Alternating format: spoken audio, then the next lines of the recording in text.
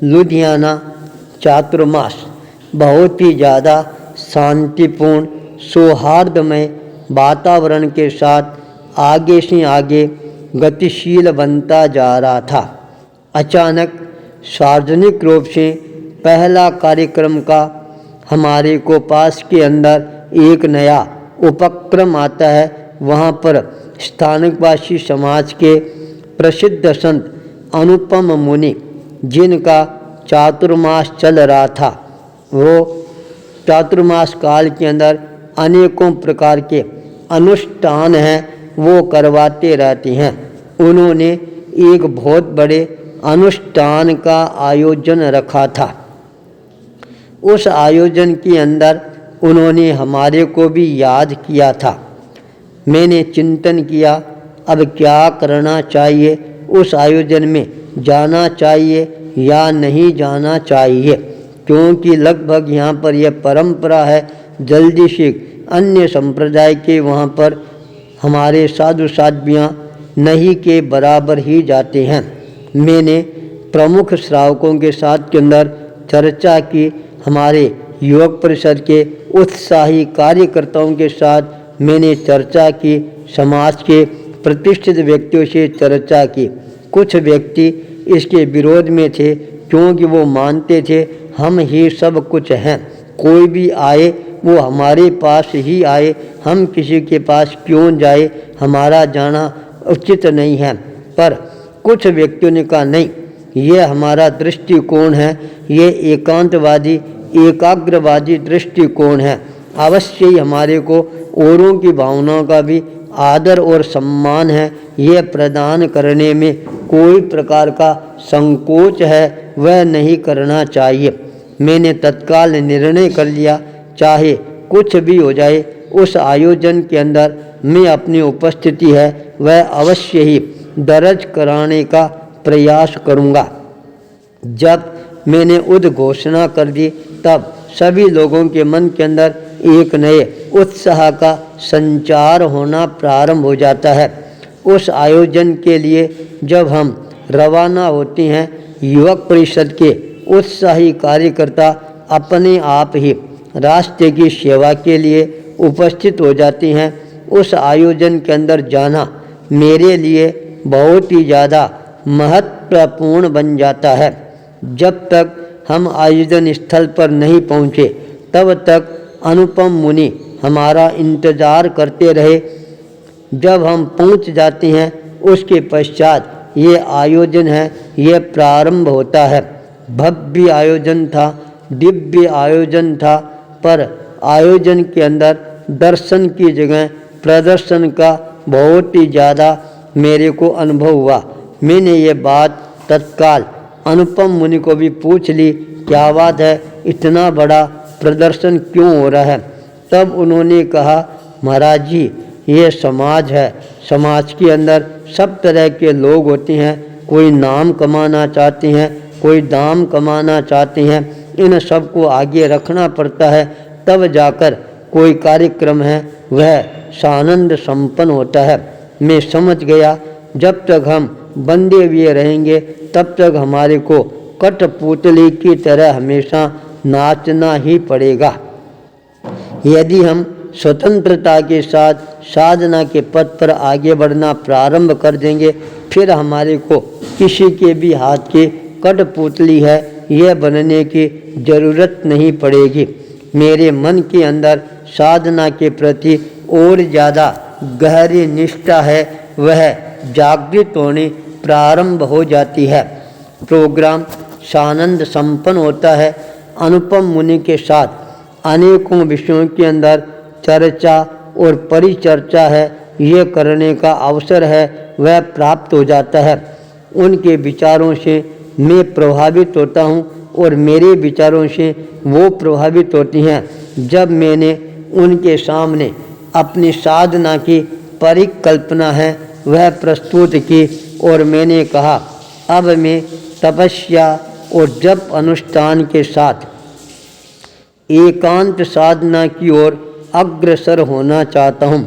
आपका ज्योतिष विज्ञान है ये क्या कह रहा है। यह बात सुनते ही उनकी आँखों के अंदर अपने आप ही मेरे को एक नई चमक है वह नज़र आनी प्रारंभ हो जाती है। उन्होंने बहुत ही गंभीरता के साथ कहा, ज्योतिष शास्त्र तो जो कह रहा है वह तुम्हें अपना कुछ ज्योतिष का फलादेश है, गणित है, वह देख कर ही बता सकता हूँ।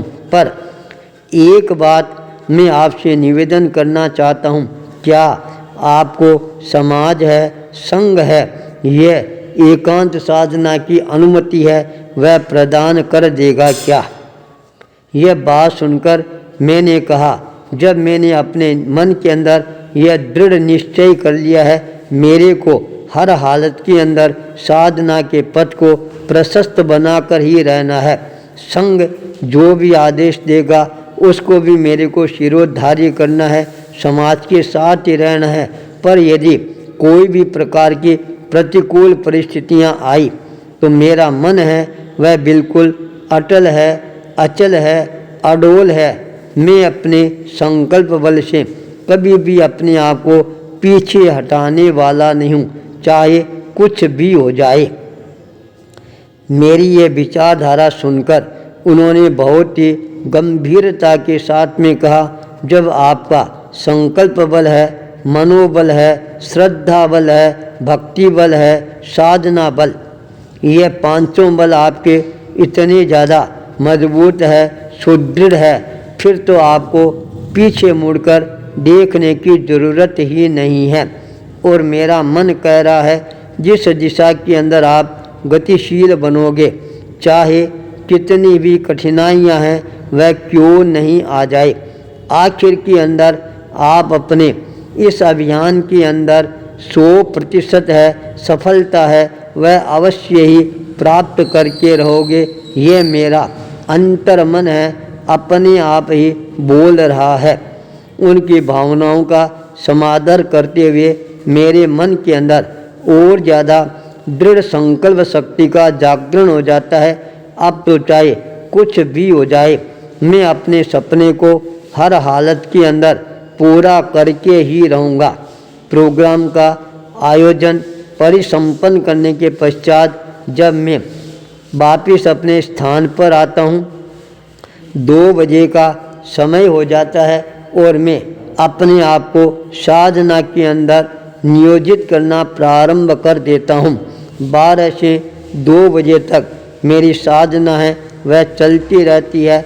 मेरे मन के अंदर साधना के प्रति और ज़्यादा निष्ठा के भाव है, वो अपने आप ही जागृत होने प्रारंभ हो जाती हैं। जब मैं संकल्प शक्ति के साथ साधना में बैठ जाता हूँ, मेरे मन के भीतर अपने आप ही और ज़्यादा मजबूती के भाव है, वो मेरे को स्पष्टता के साथ नज़र आने प्रारंभ हो जाती हैं।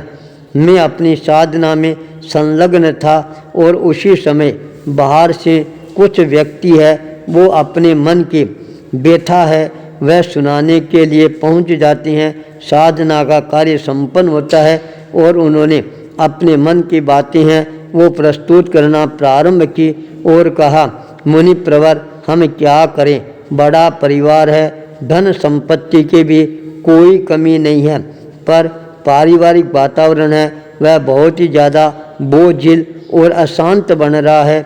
हर व्यक्ति अपनी अपनी ही ढपली, अपना अपना राग है वह बजाना चाहता है। और क्या अब मैं इन सब का क्या करूं? मेरी इच्छा है पूरा परिवार है वह साथ में हिलमिल कर रहे। मैंने कहा बहुत अच्छी बात है, पर वर्तमान परिवेश के अंदर समय रहते तुम अपने हाथों से सबको व्यवस्थित कर दोगे तो ये लोग तुम्हारा जीवन भर उपकार मानेंगे, वरना तुम चले जाओगे पीछे से ये तुम्हारे को हमेशा ही एक तरह से नकारते रहेंगे, नफरत करते रहेंगे। उन्होंने हमारे को अच्छी तरह से व्यवस्थित नहीं किया। यह बात उनके मन को अपील कर जाती है और उन्होंने सारी व्यवस्थाएं कर देती है। आज वह परिवार बहुत ही शांत भाव के साथ आगे बढ़ रहा है। उस परिवार के अंदर भी धीरे धीरे अध्यात्म के प्रति आकर्षण पैदा हो जाता है, मंत्र शक्ति के प्रति आकर्षण पैदा हो जाता है। मेरे मन के अंदर भी साधना के भाव और ज़्यादा परिपुष्ट होने प्रारंभ हो जाती हैं। कानों के अंदर एक ही मेरे को शब्द सुनाई देते हैं, साधना साधना साधना। आचार्य भूपेंद्र।